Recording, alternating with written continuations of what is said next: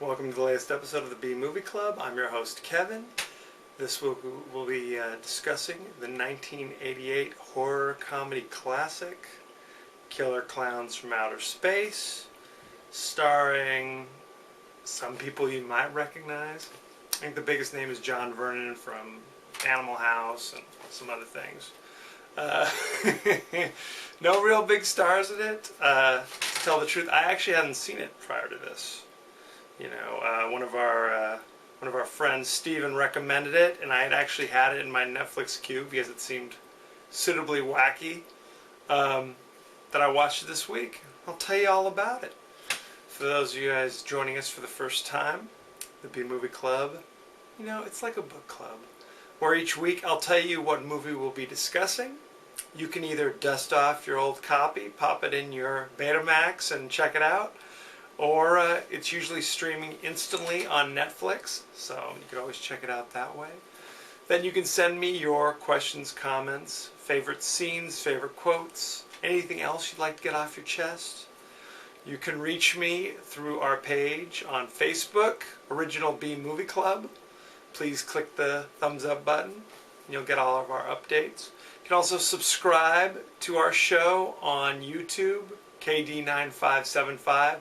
If you want to reach me instantly, you can also reach me on Twitter at KD9575. Make sure you tell a friend as well. The more the merrier. People ask me, how do you do it? How do you watch all these movies? Well, first they ask me, why do I do it? Second thing they ask me is how. Typically, I go into my garage, I got the treadmill set up, got the TV, gives me an excuse to watch these crazy movies and forces me to get on the treadmill and work off a couple of these LBs. So that's how it works. So I highly recommend that's one way to do it. So check it out. 1988, Killer Klowns from Outer Space. A spaceship that strangely resembles a big top lands in the forest in this town. And these aliens who look like clowns invade. A young couple go check it out because they see it, they think it's like Halley's Comet. Halley's Comet was not around in '88, it was actually a couple years prior, but that's okay. So they go check it out, they see the big top, crazy clowns appear, they literally start chasing them, and the thing is that a lot of people don't like clowns. Let's be honest. A lot of people have bad feelings about clowns. They think they're kind of creepy. These are the ugliest clowns you've ever seen. Okay? If you love clowns, you'll still look at these and go, what the heck's going on here? So they're chasing them. They all have bizarro circus-themed weapons. They shoot you with a ray gun, and it wraps you in a cotton candy cocoon, which... later in the movie, spoiler alert, we discover that one of them literally sticks a straw, one of the clowns sticks a straw into the cocoon and drinks out blood? Some other bodily fluid I don't want to get into? I don't know. So somehow, I guess they eat the people or consume the people in the cocoons. They also have another gun that shoots popcorn at you. I don't know what that does other than get grease stains all over your nice clean shirt. Anyway, so they're chasing him. They also can create balloon animals. At one point, they create a balloon animal, and it becomes like a bloodhound. So they're using it to chase the people who are running away. They're crazy clowns. At one point, they're doing like puppets, like kind of the shadow puppets, and they create a dinosaur that eats people. So there you go. There's all sorts of stuff that's going on here. So the young couple rush into town and alert the police. Her ex-boyfriend is one of the police officers. There's only 2 police officers in the entire town, by the way. I guess it's a small town. What are you going to do? People are incredulous, as you might believe.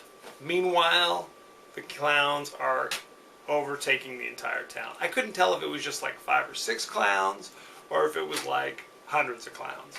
Because one by one, they're scooping the people up and taking them back to their big top in a cocoon made out of cotton candy. Eventually they convince the police officer something's amiss.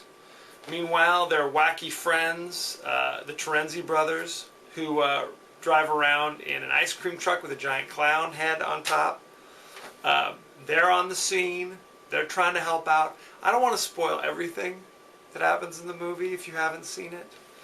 But it's pretty wacky, to say the least. Some people you might recognize, like I said, John Vernon. He was Dean Wormer in Animal House.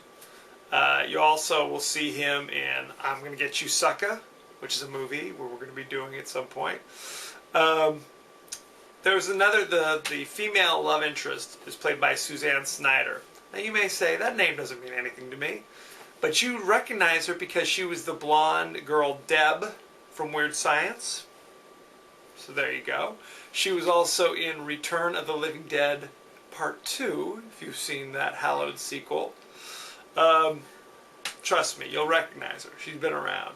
I was laughing because the male love interest literally looks like Jack Tripper's illegitimate child. He has the same haircut. He's wearing a crazy sweater. Watch the show and you'll say he's got the same DNA. I don't know if it was a cloning situation or something in vitro. Something happened, and Jack Tripper was reincarnated. So there you go. The ex-boyfriend, who's also the police officer, you might recognize him because he was on episodes of soap operas such as Loving. If you're a big Loving fan from the 80s, he was on that.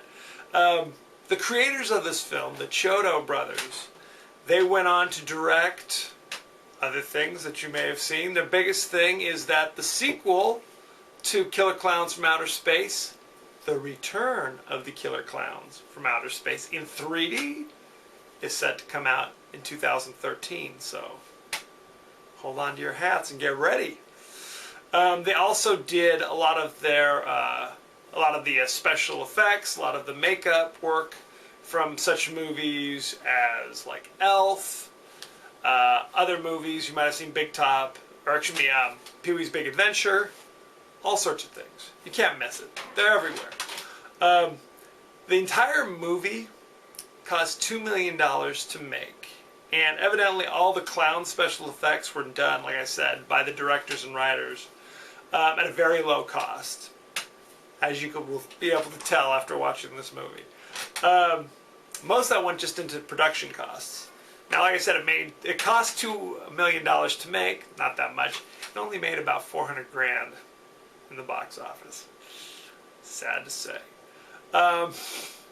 Another actor that you might recognize, Christopher Titus, who's a fairly famous comedian. He actually had his own TV show, sitcom in the 90s called Titus. He's has a very, very small role in this movie. I don't want to spoil everything, but you see him at the beginning. You don't see him much after that. So there you go. Some bloopers from this movie. There's a scene where a killer clown chases a car off the road. Initially, the car was literally supposed to shoot off a cliff and explode in a big fiery thing. But due to technical malfunctions, when you see that scene with the car going off the cliff, it literally just barely goes over the cliff, gets caught on some trees. What are you going to do? Their budget was only $2 million. They're not going to reshoot that. They're not going to be like, okay, get the next car up. You pretty much, you get what you get.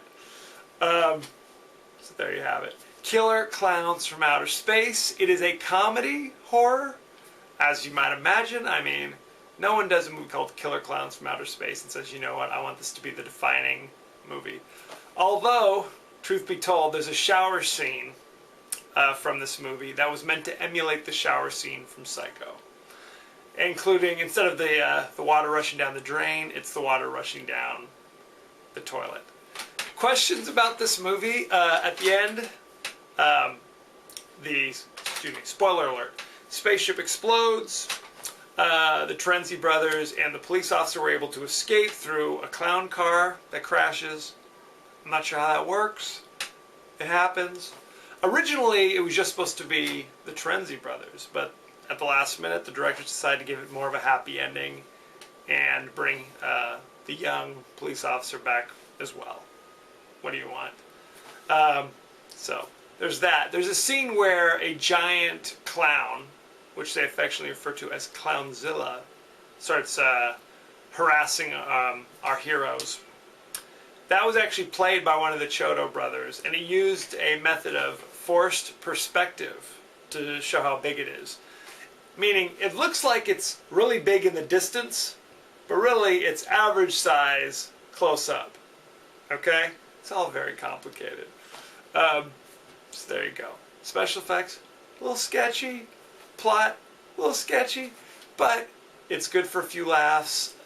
Again, it is adult fare, so don't sit down with your infant children or, foreign exchange students underage. Don't do it, okay? This is strictly for adults. So, again, I enjoyed it. It actually got 71% fresh on Rotten Tomatoes, which is a small coup, if I could say, to say the least. Not something you'd expect from a movie called Killer Klowns from Outer Space. So there you go. It is streaming instantly on Netflix, so if you haven't seen it yet, check it out. And don't forget to let me know what you think. Next week, I'm going back to the comedy genre with the exploitation parody I'm Gonna Get You Sucka, written, starring, directed, produced by Keenan Ivory Wayans, starring Jim Brown, Isaac Hayes, Bernie Casey, Janet Dubois. The list goes on and on. You got John Vernon. It is streaming instantly on Netflix, so check it out and let me know what you thought. Like I said, subscribe on our page on YouTube and like on our page on Facebook. And don't forget to send me some comments and questions on Twitter. And tell a friend, why don't you? As you know, I end every episode with a totally out of context quote. And here we go. What do you mean they took your wife away in a balloon? You don't need a cop. You need a psychiatrist. There it is. Thank you for joining us. Next week, I'm going to get you, sucker, and be well.